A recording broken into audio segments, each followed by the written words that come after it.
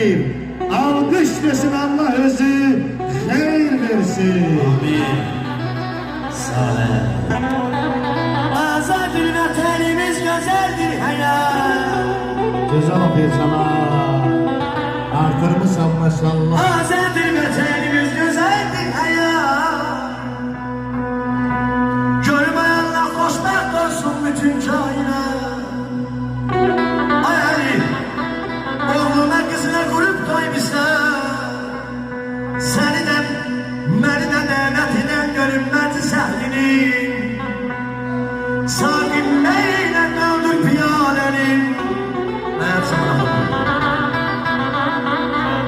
sakin meyle doldur piyalenin. Koy bayram eylesin her misal emin. Ey bu gençlik hayvan Nurlan Bey'imizin. Bugün hayvan Nurlan Bey'imizin. Gelenin bu vaktim evladından gününden eliyle kamil tebrik ederim sizleri meclis ehli. Neyse. Bilin de değil. Ezilen biz gelin, dere tepe düz gelin. İnşallah Nurlan kardeşimize güzel bir evlat kısmet olsun. Ad koydusundan eliyle bu güzel ansambından biz geley Habibim, Habibim gel benim ana gözlü ceylanım. Olsun.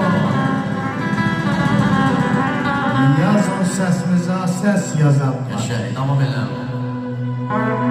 Yazın sesimize ses yazanlar. Bir gün bunu sizden isteyeceğim. Büyütüre.